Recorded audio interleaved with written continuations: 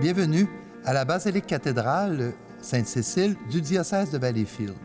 Alors nous allons célébrer ensemble l'office de la Passion et de la Croix du Seigneur. Comme vous le savez, à travers le monde entier et dans notre Église, nous vivons actuellement cette pandémie qui nous empêche de pouvoir être solidaires dans tous nos lieux de culte. Mais nous voulons être près de vous, en périphérie, en sortie, vous rejoindre dans vos maisons, partout où vous êtes. Et comme il est de mise lors de chaque Vendredi saint, vous vous proposez, moyennant une possibilité dans vos moyens, d'offrir un don, une offrande pour la Terre Sainte. Mais comme nous le savons, ces moments sont difficiles partout. Vous y allez selon les possibilités. Tout d'abord, c'est d'être unis ensemble dans la prière et au nom de Jésus-Christ. Bienvenue avec nous.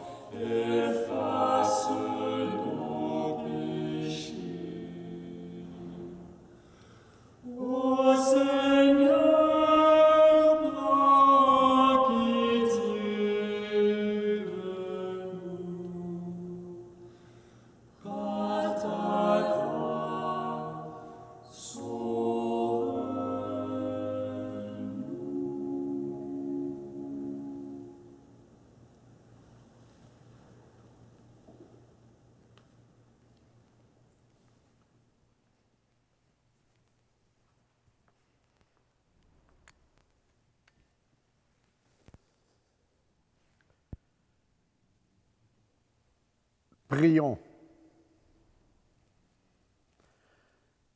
Seigneur, nous savons que tu aimes sans mesure, toi qui n'as pas refusé ton propre Fils, mais qui l'as livré pour sauver tous les humains. Aujourd'hui encore, montre-nous ton amour. Nous voulons suivre le Christ qui marche librement vers sa mort. Soutiens-nous comme tu l'as soutenu. Et sanctifie-nous dans le mystère de sa Pâque, lui qui règne pour les siècles des siècles. Amen. Lecture du livre du prophète Isaïe. Mon serviteur réussira, dit le Seigneur. Il montera, il s'élèvera, il sera exalté. La multitude avait été consternée en le voyant, car il était si défiguré qu'il ne se ressemblait plus à un homme. Il n'avait plus l'apparence d'un fils d'homme. Il étonnera de même une multitude de nations. Devant lui, les rois resteront bouche bée, car ils verront ce que, jamais, on ne leur avait dit. Ils découvriront ce dont ils n'avaient jamais entendu parler. Qui aurait cru que ce que nous avons entendu? Le bras puissant du Seigneur, à qui s'est-il révélé? Devant lui, le serviteur a poussé comme une plante chétive, une racine dans une terre aride. Il était sans apparence ni beauté qui attire nos regards. Son aspect n'avait rien pour nous plaire. Méprisé, abandonné des hommes, homme de douleur, familier de la souffrance, il était pareil à celui devant qui on se voile la face. Et nous l'avons méprisé, compté pour rien. En fait, c'étaient nos souffrances qu'il portait, nos douleurs dont il était chargé. Et nous pensions qu'il était frappé, meurtri par Dieu, humilié. Or, c'est à cause de nos révoltes qu'il a été transpercé, à cause de nos fautes qu'il a été broyé. Le châtiment qui nous donne la paix a pesé sur lui. Par ses blessures, nous sommes guéris. Nous étions tous errants comme des brebis, chacun suivait son propre chemin. Mais le Seigneur a fait retomber sur lui nos fautes à nous tous. Maltraité, il s'humilie. Il n'ouvre pas la bouche. Comme un agneau conduit à l'abattoir, comme une brebis muette devant les tondeurs, il n'ouvre pas la bouche. Arrêté, puis jugé, il a été supprimé. Qui donc s'est inquiété de son sort? Il a été retranché de la terre des vivants, frappé à mort pour les révoltes de son peuple. On a placé sa tombe avec les méchants, son tombeau avec les riches. Et pourtant, il n'avait pas commis de violence. On ne trouvait pas de tromperie dans sa bouche. Broyé par la souffrance, il a plu au Seigneur. S'il remet sa vie en sacrifice de réparation, il verra une descendance. Il prolongera ses jours. Par lui, ce qui plaît au Seigneur réussira. Par suite de ses tourments, il verra la lumière. La connaissance le comblera. Le juste, mon serviteur, justifiera les multitudes et il se chargera de leurs fautes. C'est pourquoi, parmi les grands, je lui donnerai sa part. Avec les puissants, il partagera le butin, car il s'est dépouillé lui-même jusqu'à la mort. Et il a été compté avec les pécheurs. Alors qu'il portait le péché des multitudes et qu'il intercédait pour les pécheurs. Parole du Seigneur.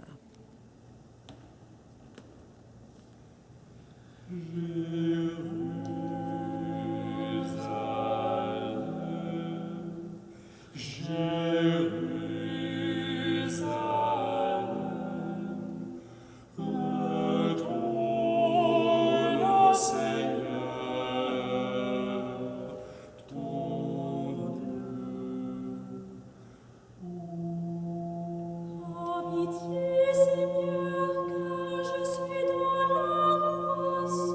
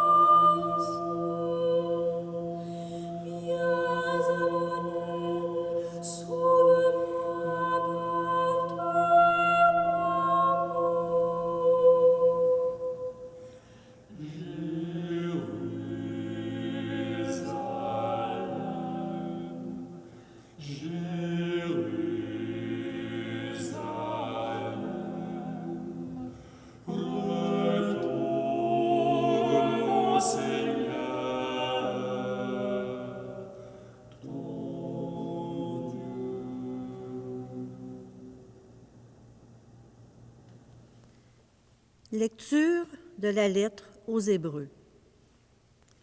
Frères, en Jésus, le Fils de Dieu, nous avons le grand prêtre par excellence, celui qui a traversé les cieux.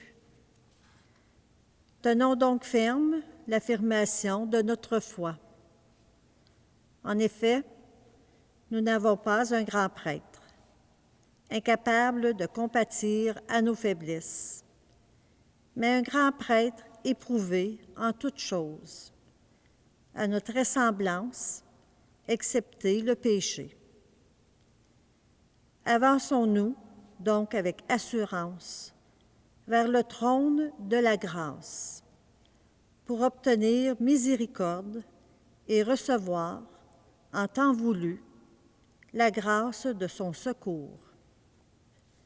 Le Christ, pendant les jours de sa vie dans la chair, offrit, avec un grand cri et dans les larmes, des prières et des supplications à Dieu qui pouvait le sauver de la mort, et il fut exaucé en raison de son grand respect.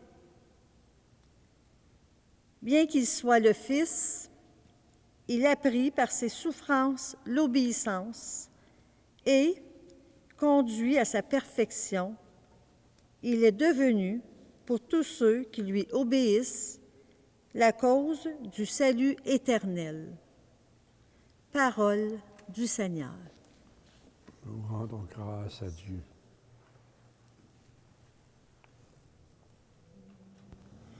Le Christ s'est fait pour nous, obéissant jusqu'à la mort sur une croix. C'est pourquoi Dieu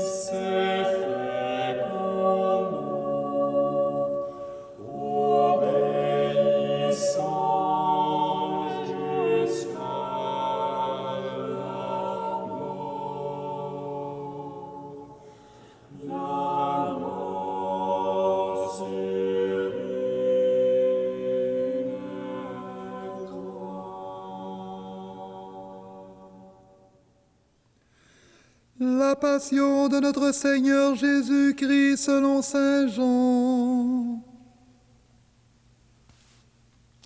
En ce temps-là, après le repas, Jésus sortit avec ses disciples et traversa le torrent du Cédron. Il y avait là un jardin dans lequel il entra avec ses disciples. Judas, qui le livrait, connaissait l'endroit lui aussi, car Jésus et ses disciples s'y étaient souvent réunis. Judas, avec un détachement de soldats, ainsi que des gardes envoyés par les grands prêtres et les pharisiens, arrive à cet endroit. Ils avaient des lanternes, des torches et des armes. Alors Jésus, sachant que tout ce qui allait lui arriver, s'avança et leur dit : « Qui cherchez-vous ? » Ils lui répondirent : « Jésus le Nazaréen. » Il leur dit : « C'est moi, je le suis. » Judas, qui le livrait, se tenait avec eux. Quand Jésus leur répondit : « C'est moi, je le suis », ils reculèrent et ils tombèrent à terre. Il leur demanda de nouveau : « Qui cherchez-vous ? » Ils dirent : « Jésus le Nazaréen. » Jésus répondit : « Je vous l'ai dit, c'est moi, je le suis. Si c'est bien moi que vous cherchez, ceux-là, laissez-les partir. » Ainsi s'accomplissait la parole qu'il avait dite, « Je n'ai perdu aucun de ceux que tu m'as donnés. » Or, Simon-Pierre avait une épée. Il la tira, frappa le serviteur du grand prêtre et lui coupa l'oreille droite. Le nom de ce serviteur était Malchus. Jésus dit à Pierre, « Remets ton épée au fourreau.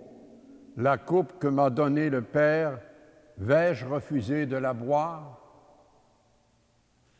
Maintenant, je quitte le monde et je vais vers le Père. Voici l'heure où le Fils de l'homme sera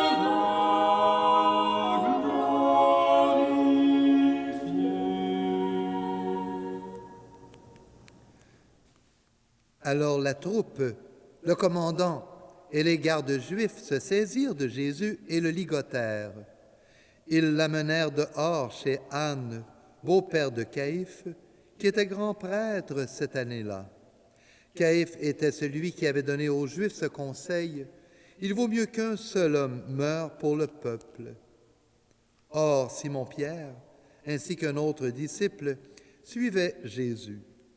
Comme ce disciple était connu du grand prêtre, il entra avec Jésus dans le palais du grand prêtre.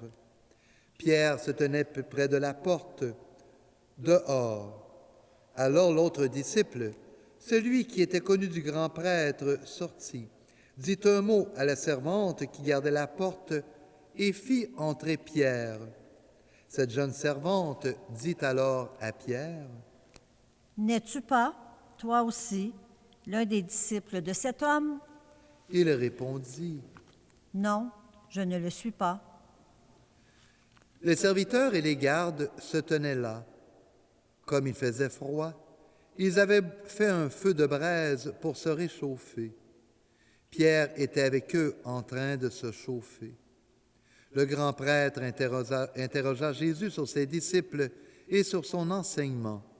Jésus lui répondit, « Moi, j'ai parlé au monde ouvertement. J'ai toujours enseigné à la synagogue et dans le temple, là où tous les Juifs se réunissent. Et je n'ai jamais parlé en cachette. Pourquoi m'interroges-tu? Ce que je leur ai dit, demande-le à ceux qui m'ont entendu. Eux savent ce que j'ai dit. » À ces mots, un des gardes, qui était à côté de Jésus, lui donna une gifle en disant, « C'est ainsi que tu réponds, grand prêtre? » Jésus lui répliqua, « Si j'ai mal parlé, montre ce que j'ai dit de mal. Mais si j'ai bien parlé, pourquoi me frappes-tu? » Anne l'envoya, toujours ligoté, au grand prêtre Caïphe. Tous mes amis m'ont délaissé. Je n'ai pas détourné mon visage de ceux qui me frappaient.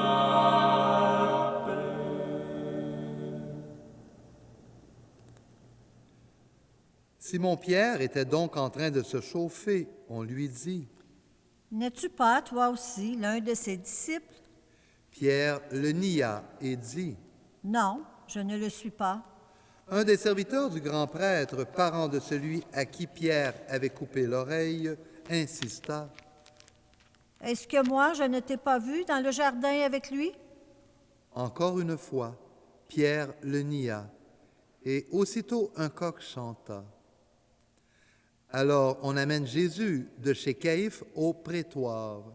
C'était le matin. Ceux qui l'avaient amené n'entrèrent pas dans le prétoire pour éviter une souillure et pouvoir manger l'agneau pascal. Pilate sortit donc à leur rencontre et demanda, « Quelle accusation portez-vous contre cet homme? » Ils lui répondirent, S'il n'était pas un malfaiteur, Nous ne t'aurions pas livré cet homme. Pilate leur dit, Prenez-le vous-même et jugez-le selon votre vouloir. les Juifs lui dirent, Nous n'avons pas le droit de mettre quelqu'un à mort.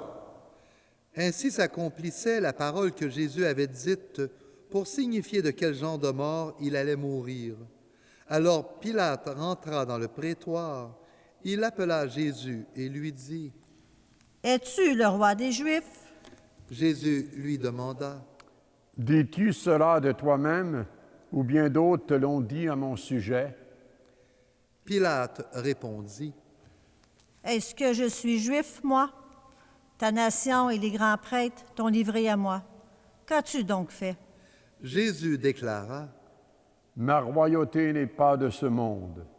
Si ma royauté était de ce monde, j'aurais des gardes qui se seraient battus pour que je ne sois pas livré aux Juifs.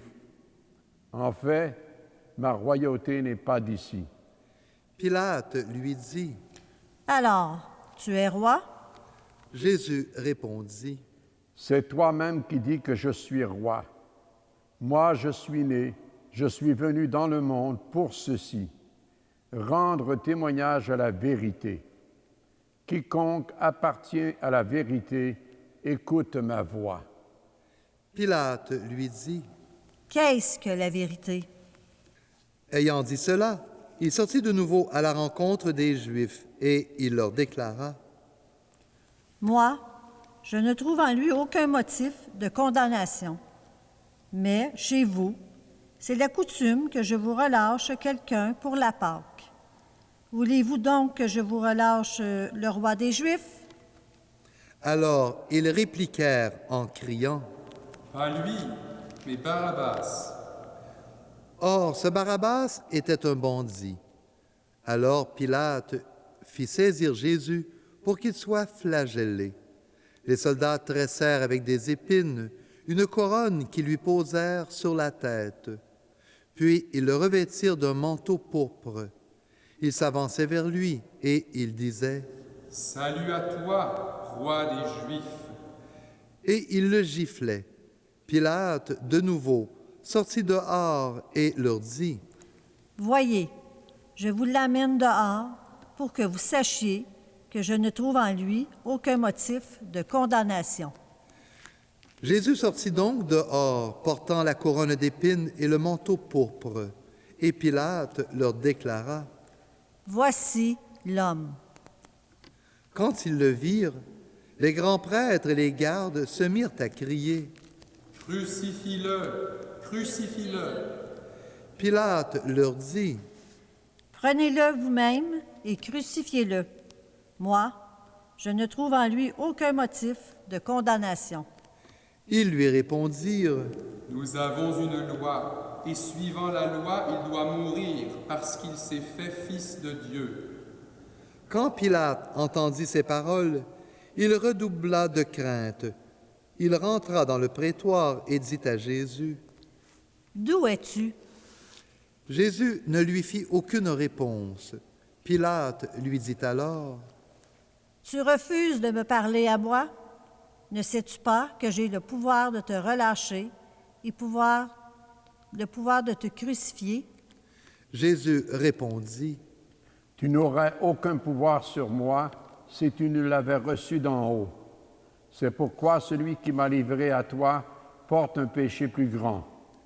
Dès lors, Pilate cherchait à le relâcher, mais des Juifs se mirent à crier, Si tu le relâches, tu n'es pas un ami de l'empereur. Quiconque se fait roi s'oppose à l'empereur. En entendant ces paroles, Pilate amena Jésus au dehors. Il le fit asseoir sur une estrade à l'endroit au lieu dit le dallage, en hébreu Gabbatha. C'était le jour de la préparation de la Pâque, vers la 6e heure, environ midi. Pilate dit aux Juifs, Voici votre roi. alors ils crièrent. À mort, crucifie-le. Pilate leur dit, Vais-je crucifier votre roi? les grands prêtres répondirent, Nous n'avons pas d'autre roi que l'empereur. Alors, il leur livra Jésus pour qu'il soit crucifié.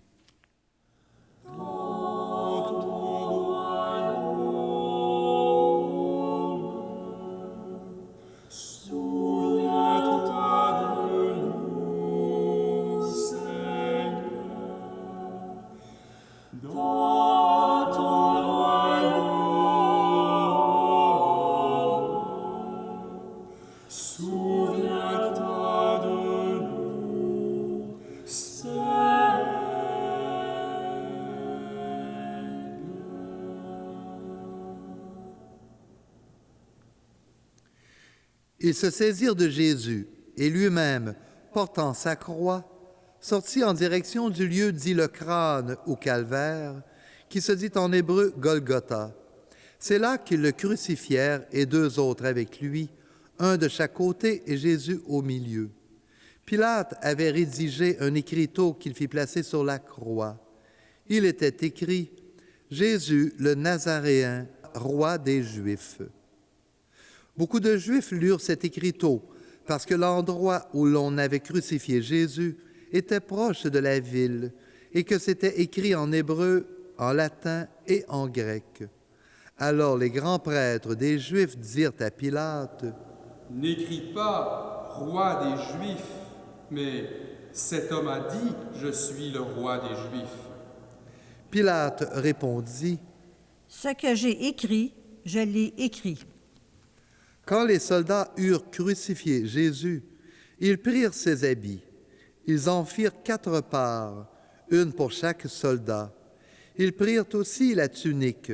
C'était une tunique sans couture, tissée toute d'une pièce de haut en bas. Alors ils se dirent entre eux, « Ne la déchirons pas, désignons par le sort celui qui l'aura. » Ainsi s'accomplissait la parole de l'Écriture. Ils se sont partagés mes habits. Ils ont tiré au sort mon vêtement. C'est bien ce que firent les soldats.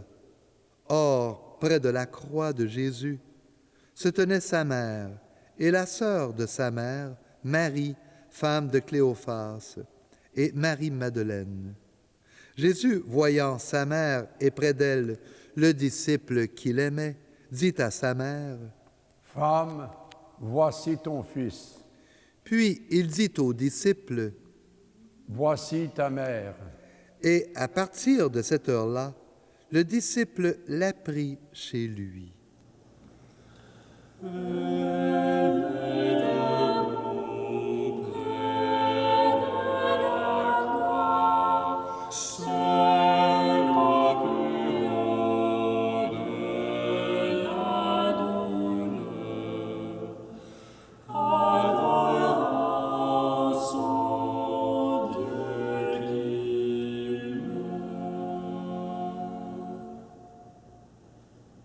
Après cela, sachant que tout désormais était achevé pour que l'Écriture s'accomplisse jusqu'au bout, Jésus dit, « J'ai soif. »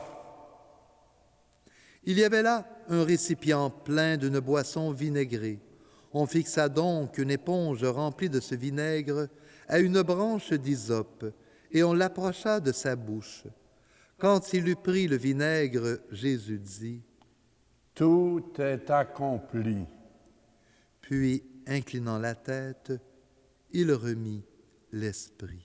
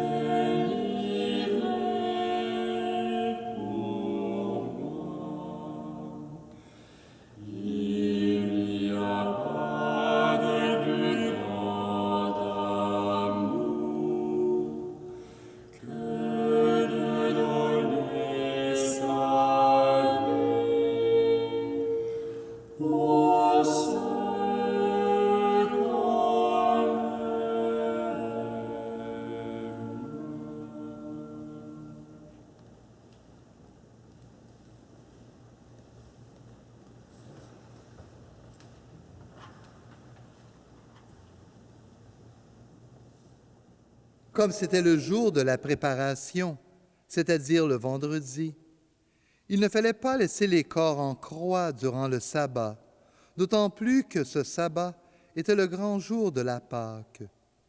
Aussi, les Juifs demandèrent à Pilate qu'on enlève les corps après leur avoir brisé les jambes. Les soldats allèrent donc briser les jambes du premier, puis de l'autre homme crucifié avec Jésus. Quand ils arrivèrent à Jésus, voyant qu'il était déjà mort, ils ne lui brisèrent pas les jambes, mais un des soldats, avec sa lance, lui perça le côté, et aussitôt il en sortit du sang et de l'eau.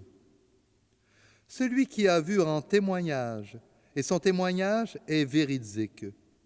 Et celui-là sait qu'il dit vrai, afin que vous aussi, vous croyiez.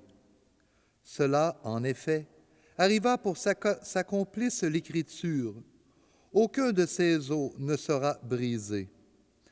Un autre passage de l'Écriture dit encore, « Ils lèveront les yeux vers celui qu'ils ont transpercé. » Après cela, Joseph d'Arimathie, qui était disciple de Jésus, mais en secret par crainte des Juifs, demanda à Pilate de pouvoir enlever le corps de Jésus. Et Pilate le permit. Joseph vint donc enlever le corps de Jésus. Nicodème, celui qui, au début, était venu trouver Jésus pendant la nuit, vint lui aussi. Il apportait un mélange de myrrhe et d'aloès, pesant environ 100 livres. Ils prirent donc le corps de Jésus, qu'ils lièrent de linge, en employant les aromates, selon la coutume juive d'ensevelir les morts. À l'endroit où Jésus avait été crucifié, il y avait un jardin, et dans ce jardin, un tombeau neuf dans lequel on n'avait encore déposé personne. À cause de la préparation de la Pâque juive, et comme ce tombeau était proche, c'est là qu'ils déposèrent Jésus.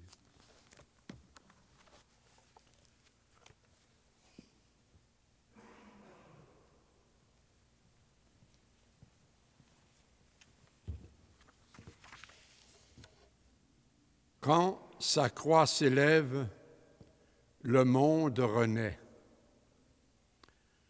En ce vendredi saint, nous célébrons la passion du Seigneur avec le regard fixé sur Jésus-Christ, élevé de terre et qui attire à lui tous les humains. En ce vendredi saint, nous sommes appelés à regarder la croix et à nous tenir près de la croix. Regardons la croix. D'instrument de supplice, de condamnation et de mort, elle est devenue, par le sacrifice de Jésus, un symbole d'amour suprême, un langage de grâce et de bienveillance, une source de guérison et de pardon. Acte suprême d'amour, cela est bien manifesté dans le récit de Saint Jean que nous venons d'entendre et qui nous présente la sérénité et la force dont témoigne Jésus en ces heures dramatiques. Il va à la mort comme l'agneau à l'abattoir. Il s'abandonne et donne sa vie pour notre salut. Il remet son esprit dans les mains de son Père et son cri « Tout est accompli, en tes mains, Père, je remets mon esprit » est un cri de confiance, un cri d'abandon, un cri, oui, de confiance dans la souffrance, d'enfantement d'une vie nouvelle. Et comme le dit Isaïe dans la première lecture, ce sont nos souffrances qu'il porte, nos douleurs dont il est chargé. En regardant longuement le Christ sur la croix, en vénérant la croix où le Christ a porté un coup mortel à la mort et au péché du monde, nous sommes invités à faire de nos vies des vies pleinement offertes à Dieu et aux autres. Car le seul sacrifice qui veut dire offrande, et le seul sacrifice qui vaille, c'est celui que l'on fait en offrant et en livrant sa propre vie au goutte à goutte, au jour le jour et pas à pas. C'est ce que font actuellement ceux et celles qui sont au front pour traiter et accompagner les personnes infectées et abattues par le coronavirus. Ils risquent leur vie pour que la vie triomphe. Et depuis Jésus-Christ, on ne peut plus penser Dieu sans penser à l'être humain. On ne peut plus aimer Dieu sans aimer l'être humain. On ne peut plus servir Dieu en dehors de l'être humain, spécialement lorsque celui-ci est défiguré et meurtri par la souffrance, la haine ou la violence. Regardons la croix. En Jésus et par Jésus, elle est langage de grâce et de bienveillance. Désormais, on bénit une personne ou un objet en faisant le signe de la croix, car nous savons que c'est un arbre de vie d'où jaillit la vie en abondance. Nous savons et nous croyons que sur la croix, Jésus triomphe du mal et de la mort, et que par la croix, c'est l'amour qui triomphe. Regardons la croix, elle est source de guérison et de pardon. Comme l'annonce le prophète Isaïe, par ses blessures, nous sommes guéris. Oui, Seigneur, de ton cœur transpercé, tu nous offres la vie, les sacrements. Tes mains blessées, ton cœur déchiré, sont notre refuge dans l'angoisse. Nous trouvons dans tes plaies la guérison et le pardon. Nous affrontons aujourd'hui les défis de ce monde et tout particulièrement les menaces de mort que la pandémie de la COVID-19 fait peser sur notre humanité. Nous sentons que les vagues de l'angoisse et de la peur nous submergent et ébranlent notre confiance en l'avenir et notre foi en ta présence. Enseigne-nous la confiance et l'abandon. Fortifie-nous dans les ténèbres de nos nuits. Donne-nous la force de savoir qu'aucune mort ne nous vaincra tant que nous reposerons entre tes mains qui nous ont façonnés et qui nous accompagnent. Aide-nous à lever notre regard au-dessus d'une actualité aux horizons tumultueux et brouillés et à croire en des lendemains ensoleillés. Tenons-nous aussi près de la croix, comme Marie et Jean. Se tenir près de la croix, c'est se mettre à l'écoute de celui qui donne sa vie par amour. C'est laisser notre cœur être transpercé par les douleurs et les souffrances de nos frères et sœurs partout dans le monde. C'est laisser la compassion de Dieu nous envahir et nous transformer pour porter nos souffrances, les offrir et nous charger des fardeaux des autres. Se tenir près de la croix, c'est se tenir près de ces personnes qui traversent des moments d'épreuve et qui portent de lourdes croix. C'est prier et soutenir ces milliers de malades infectés du coronavirus, ces milliers de familles affectées et affligées par la perte d'un être cher. C'est prier et soutenir ces soignants épuisés, ces aidants naturels exténués, ces gens qui perdent leur emploi. C'est partager avec ces personnes qui n'ont plus de source de revenus ou qui vivent dans la précarité ou l'indigence. Se tenir près de la croix, c'est réconforter, c'est écouter cet ami qui pleure parce qu'on vient de lui apprendre qu'il a un cancer fulgurant et qu'il ne lui reste que quelques mois à vivre.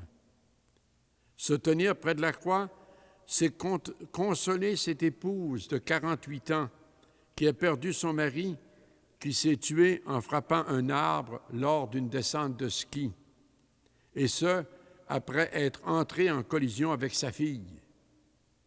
C'est en même temps consoler cette fille qui se sent coupable d'avoir causé la mort de son père. En confiant sa mère à Jean et Jean à sa mère, Jésus fait de sa mère la mère de l'Église. Confions-nous à Marie. Confions-lui notre monde qui traverse des temps très difficiles. Confions-lui notre Église. Que le cœur de Marie au pied de la croix et le cœur de Jésus touchent nos cœurs et nous aident à vivre l'abandon et la confiance dans le silence. Et que la blessure de l'amour qui anime leur cœur nous atteigne, afin qu'à notre tour, nous sachions propager cette contagion de l'amour qui se fait accueil, don et pardon. Amen.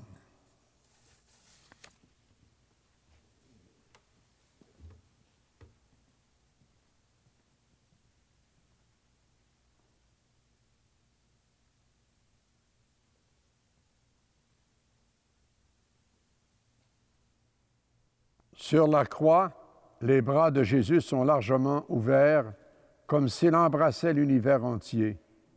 Son côté est transpercé, comme s'il accueillait en lui les prières et les cris du monde. Près de la croix de son Seigneur, l'Église intercède aujourd'hui en faveur de l'humanité. Pour la Sainte Église. Frères et sœurs bien-aimés, prions pour la Sainte Église de Dieu, que le Père Tout-Puissant lui donne la paix et l'unité, qu'il la protège dans tout l'univers et qu'il nous accorde une vie calme et paisible pour que nous rendions grâce à notre Dieu.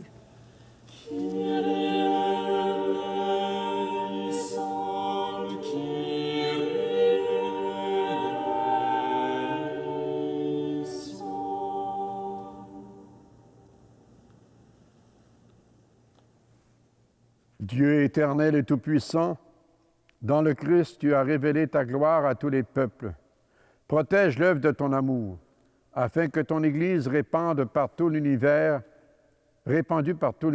demeure inébranlable dans la foi pour proclamer ton nom, par Jésus le Christ notre Seigneur.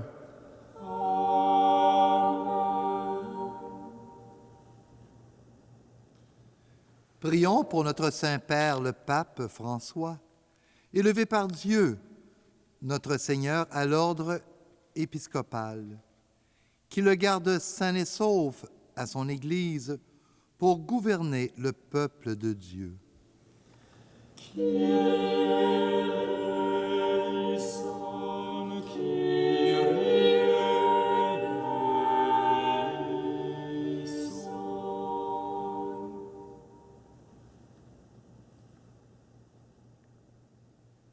Dieu éternel et tout-puissant, dont la sagesse organise toutes choses, daigne écouter notre prière.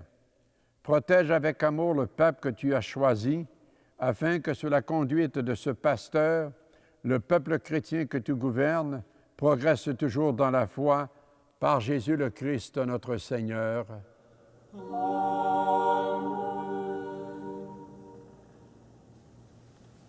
Prions pour notre évêque Noël, pour les évêques, les prêtres, les diacres, pour toutes les personnes qui remplissent des ministères dans l'Église et pour l'ensemble du peuple des croyants.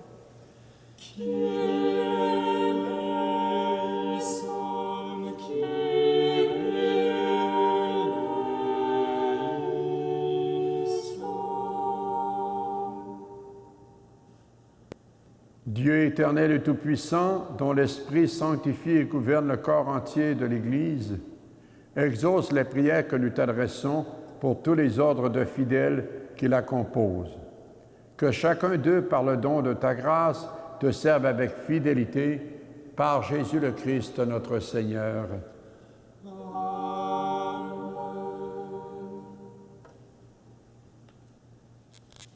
Prions pour tous les catéchumènes, Que Dieu, notre Seigneur, ouvre leur intelligence et leur cœur et les accueille dans sa miséricorde. Après avoir reçu le pardon de tous leurs péchés par le bain de la naissance nouvelle, qu'ils soient incorporés à notre Seigneur Jésus-Christ.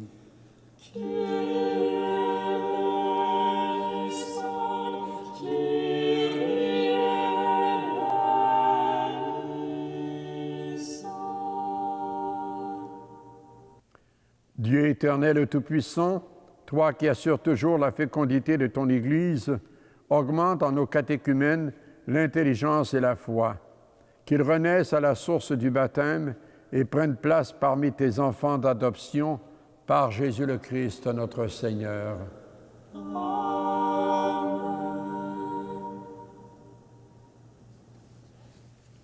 Prions pour tous nos frères et sœurs qui croient en Jésus-Christ et s'efforcent de conformer leur vie à la vérité. Demandons au Seigneur notre Dieu de les rassembler et de les garder dans l'unité de son Église.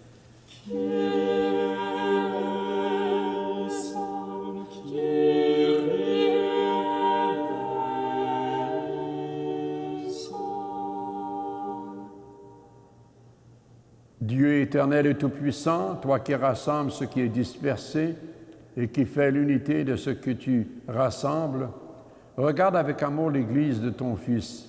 Nous te prions d'unir dans la totalité de la foi et par le lien de la charité tous ceux et celles qu'un seul baptême a consacrés par Jésus le Christ, notre Seigneur.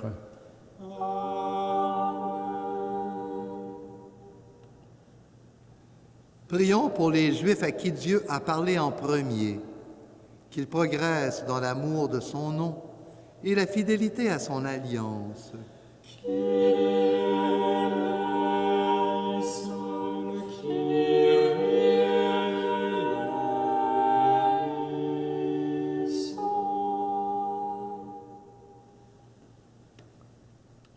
Dieu éternel et tout-puissant, toi qui as choisi Abraham et sa descendance pour en faire les fils de ta promesse, conduis à la plénitude de la rédemption le premier peuple de l'Alliance, comme ton Église t'en supplie, par Jésus le Christ, notre Seigneur.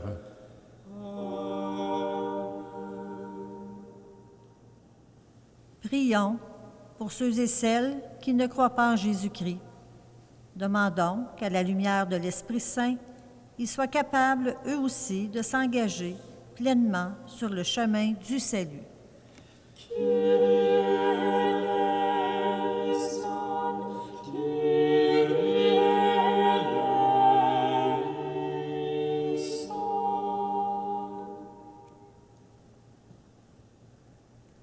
Dieu éternel et tout-puissant, donne à ceux et celles qui ne croient pas au Christ d'aller sous ton regard avec un cœur sincère, afin de parvenir à la connaissance de la vérité. Et donne-nous de mieux nous aimer les uns les autres et d'ouvrir davantage notre vie à la tienne pour être dans le monde de meilleurs témoins de ton amour, par Jésus le Christ, notre Seigneur.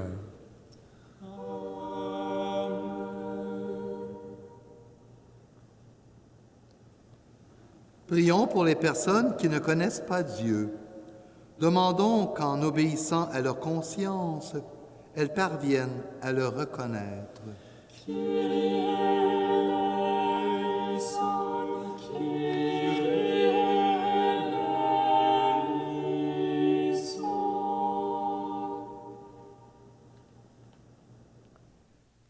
Dieu éternel et tout-puissant, toi qui as créé les humains pour qu'ils te cherchent de tout leur cœur et que leur cœur s'apaise en te trouvant, fais qu'au milieu des difficultés de ce monde, tous puissent discerner les signes de ta bonté et rencontrer des témoins de ton amour.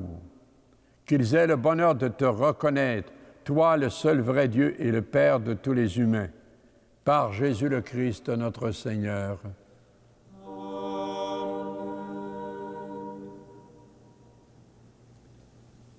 Prions pour les chefs d'État et tous les responsables des affaires publiques, que le Seigneur notre Dieu dirige leur esprit et leur cœur selon sa volonté pour la paix et la liberté de tous.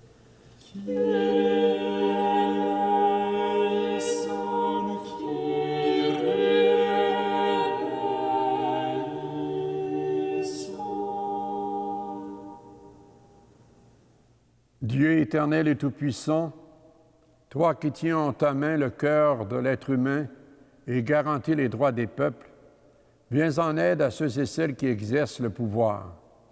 Que partout sur la terre s'affermissent avec ta grâce la sécurité et la paix, la prospérité des nations et la liberté religieuse, par Jésus le Christ notre Seigneur.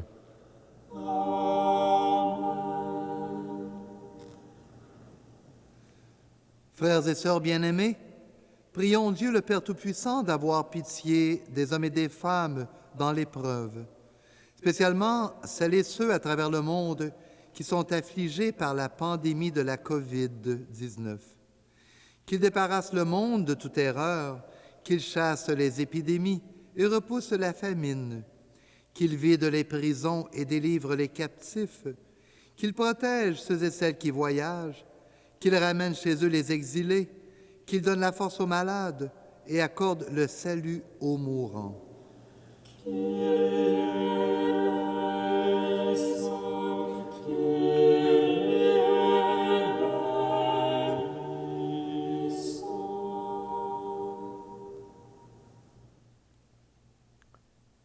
Dieu éternel et tout-puissant, consolation des affligés, force de ceux et celles qui peinent, entends les prières des hommes et des femmes qui t'appellent, quelle que soit leur souffrance. Qu'ils aient la joie de trouver dans leur détresse le secours de ta miséricorde, par Jésus le Christ notre Seigneur.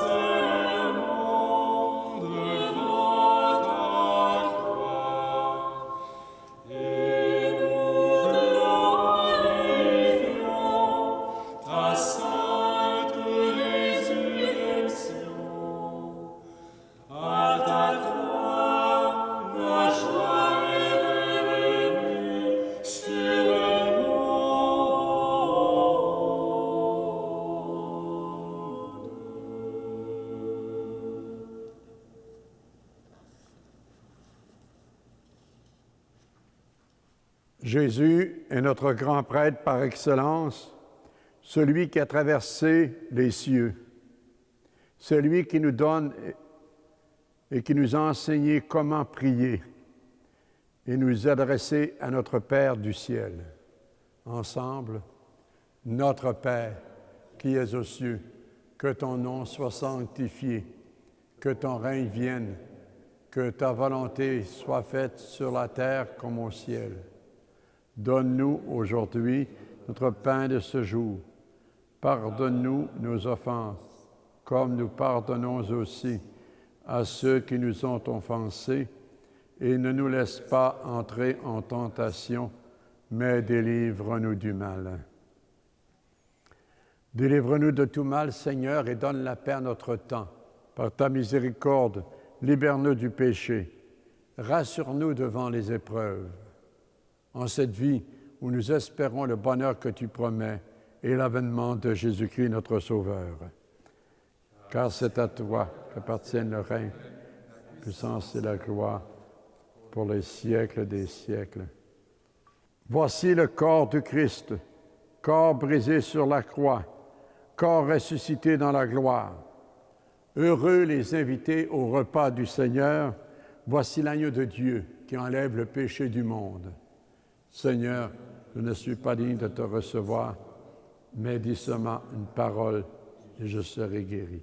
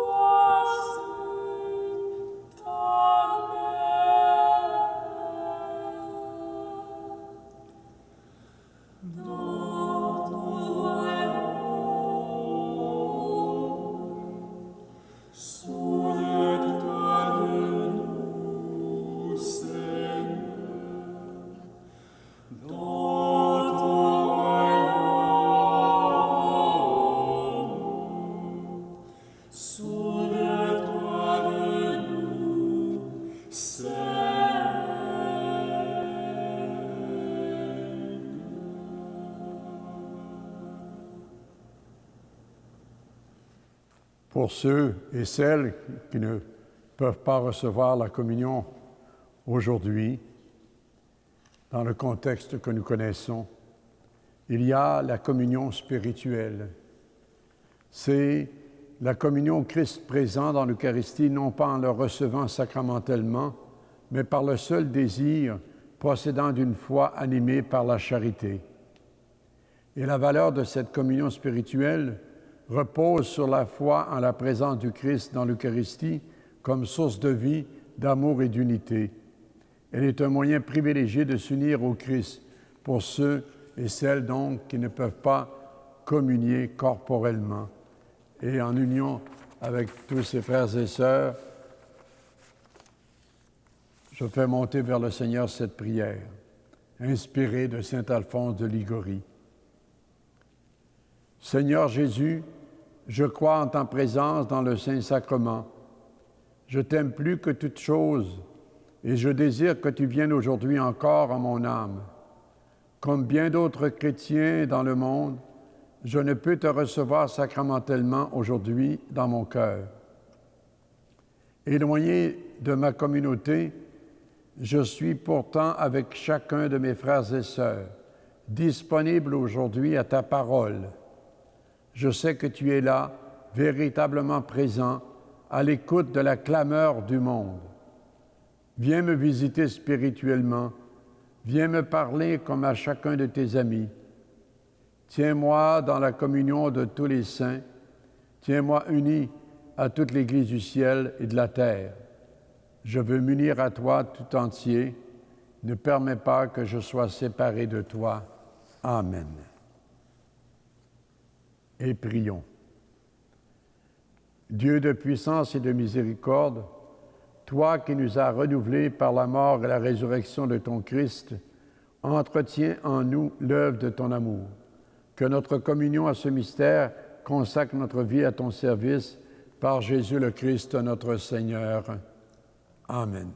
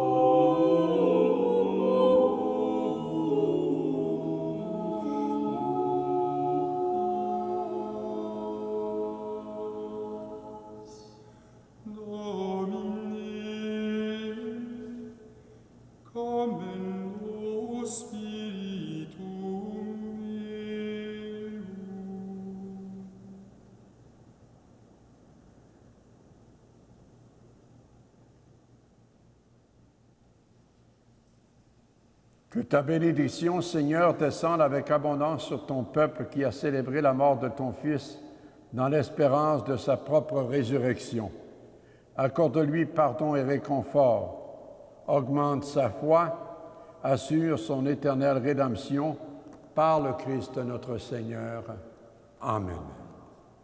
Et ensemble, traçons à nouveau le signe de la croix sur nous. Au nom du Père, du Fils et du Saint-Esprit. Amen.